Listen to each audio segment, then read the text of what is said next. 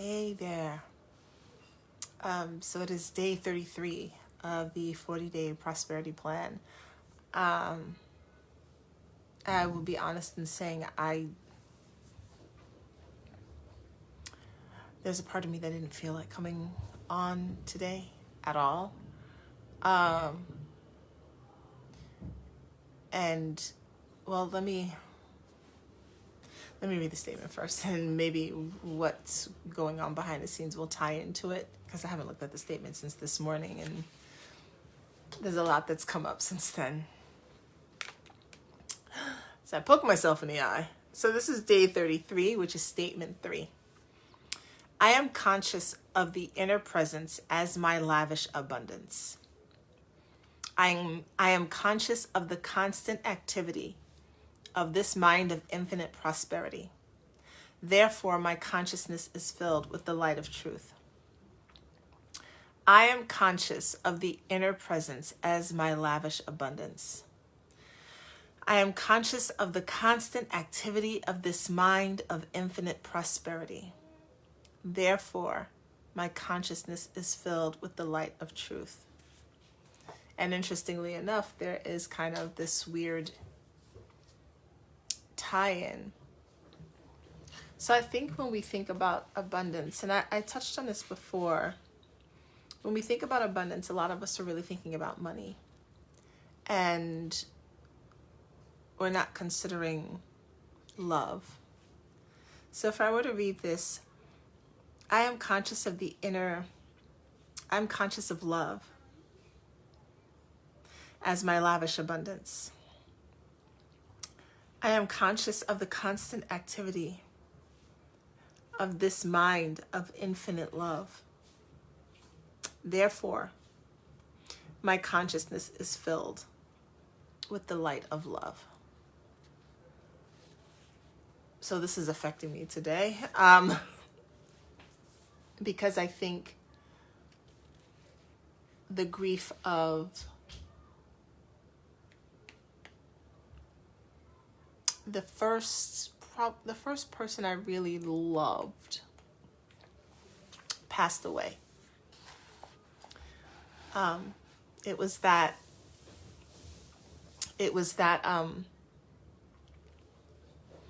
teenage romance. I met him the summer I was 16, right before I turned 17. And he was seeing someone else. We were friends, we became friends. And then we got together as a couple, like toward the end of my senior year in high school. He was my first love, and obviously we fell out of touch, as life does that, right? And then we got back in touch again while I was married, and I told my ex-husband, hey, found him on Facebook, and my ex-husband was cool with it. And then, I got divorced, came back to New York, and we caught up again, and it was just good for us to reconcile. I broke up with him for no real good reason other than my self-esteem determined that I was not supposed to be with a boyfriend who treated me so well. He was the best gift giver. And he was a good heart and a really good soul and a really good person. Not perfect, but a good person. I have no complaints. He had issues with, he would keep all his emotions to himself, but my God, he was 17 when I met him. You know what I mean? I had expectations of how he was supposed to express himself, So why don't you talk to me? Oh my gosh. We went to my prom together. You know, so it was a special time. It was a very special time. And I think the grief of it is starting to hit me today. There are three men that have had a huge impact in my life. Two of them have passed away. One was my ex-husband, and the other was this one. And so, when I think about statement 3, and I think about this lavish abundance, it is really beginning to dawn on me, and for me to embody the fact that this is, yes, wealth is great, but the abundance of love, and not just romantic love, because this dude loved me, my ex-husband loved me, I loved them, I did. And to be able to experience that, to be able to experience that type of love, I think is one of the greatest gifts we can have living in this realm. To be able to experience someone truly loving you for who you are. And I think when I read the statement, and I read it that way, and I take out the inner presence and all that, I am conscious of love as my lavish abundance. I am conscious of the constant activity of the mind of infinite love. Therefore, my consciousness is filled with the light of love. And for us to see our abundance as something just beyond the dollars. Because this life that we have, it does end. It does. None of us are going to be in this form forever. If you get a good 80 years, you are blessed. He would have been 49 a few days ago. When he passed away a few days before his birthday, he would have been 49. It's way too young. This is why I didn't want to come on here today.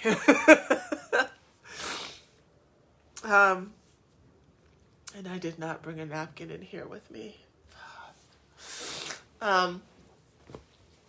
So, when you're thinking about abundance, expand. Expand beyond your dollar amount.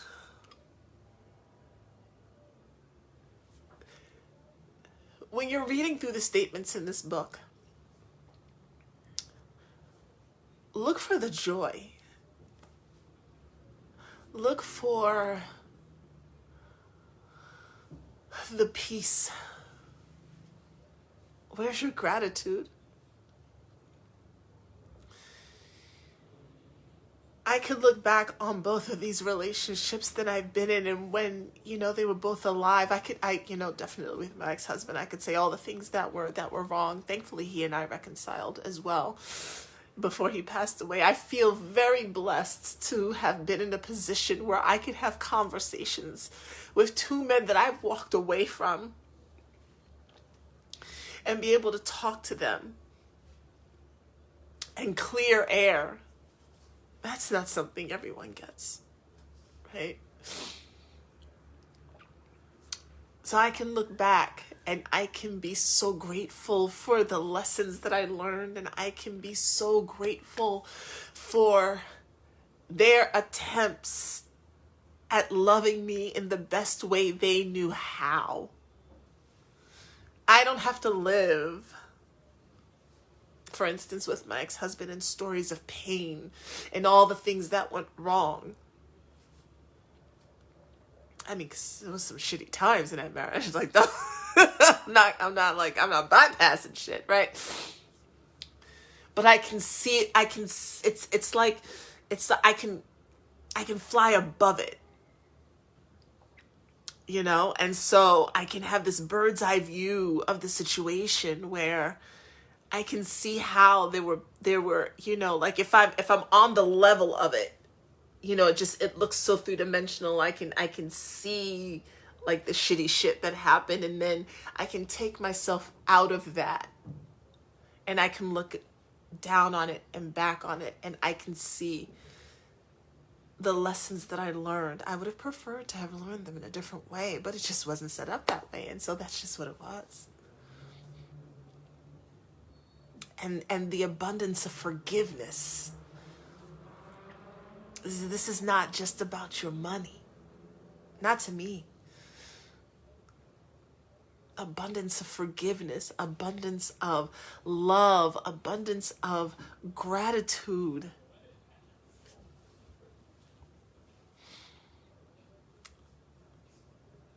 I have such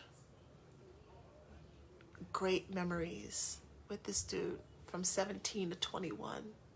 17 to 21. I'm so grateful to have been able to share in his life in that way. I'm so grateful for the amount of love that he poured into me, even when he wasn't sure what he was doing. He was a kid. He was a kid. I got sons his age now, you know? But man, he could win some prizes at an amusement park, let me tell you right now. You know, big stuffed animals and all that.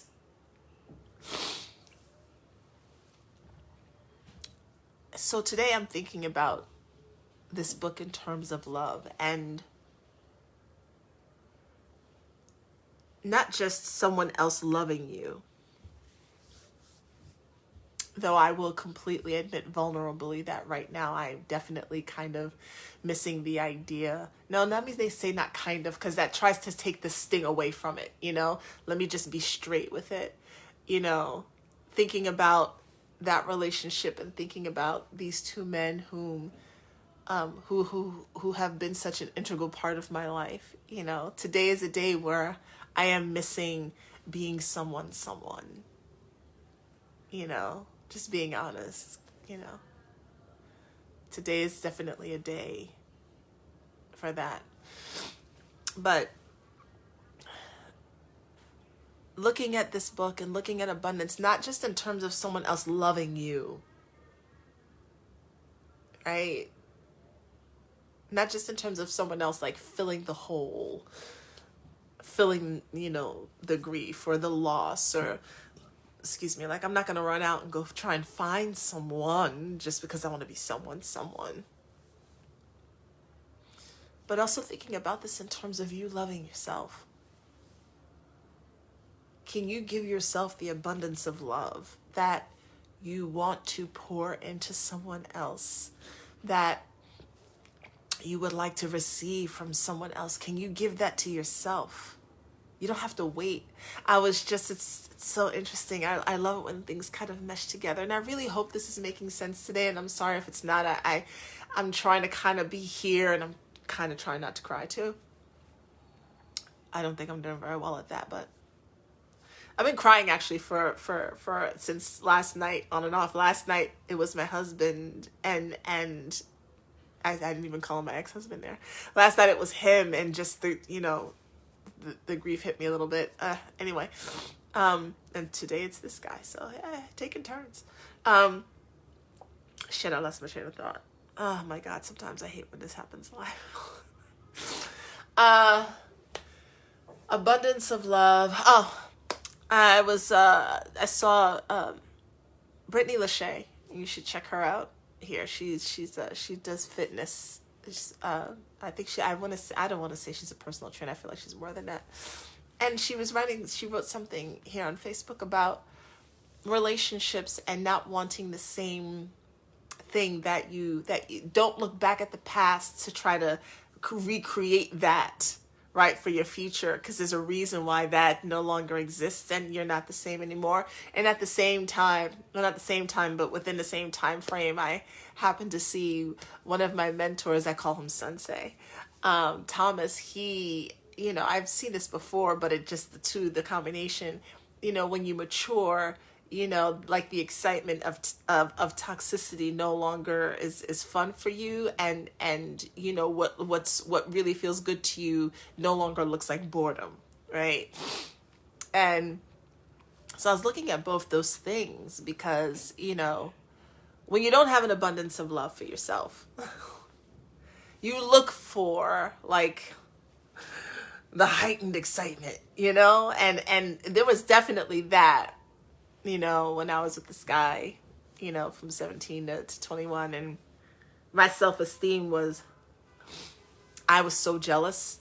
Believe me, not this person. Obviously, wisdom, age, not this person. I was jealous. I mean, I definitely wasn't like, who the fuck you talking to? Because that's just not my nature. But I was really like, like my whole thing was I broke up with him because I was like, I think you should be with somebody better than me. And he was like, what? Like, he's blindsided. There's nothing wrong in a relationship. It's just, I was just like, I just didn't think I was good enough for him. I thought I was too tall. I thought I wasn't thin enough. I thought I had all these ideas in my own mind, and he was quite surprised. So abundance of love is necessary, right, before getting into a relationship with anyone. But I was thinking about what both of them said and kind of putting it together, and that, as we think about, if you happen to be single, as you think about what type of relationship you'd like to be in, a lot of times we are wired to be in specific configurations that are comfortable for us. And even if it was good, like that 17 to 21 was real, that was sweet, but I can't repeat that. First of all, I'm not 17, 18, 19, 20, or 21. And I'm not that age. And the guy wouldn't be him. And all of those first experiences that we had, that's for them.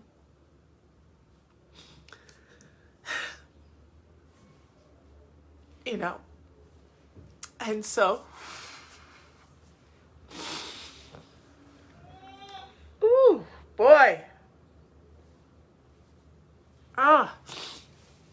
And so, as you're looking to, let's take this out of just like love, right?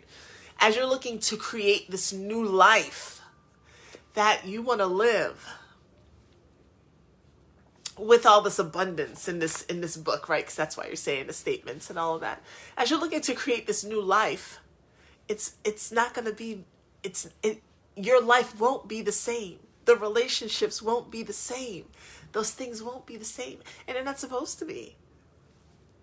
And sometimes there's sadness and grief in that too, right? Because, and I wrote this post partly because, these two men had passed away, and I was like, what the fuck? In order for some things to live, right, some parts of you must die.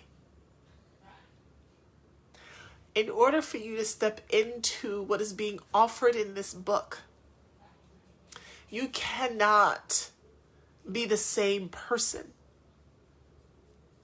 You cannot remain the same. You cannot remain in the same relationships. You cannot remain in all of the same friendships. Some of you can. If you all are traveling together, then that is a beautiful thing.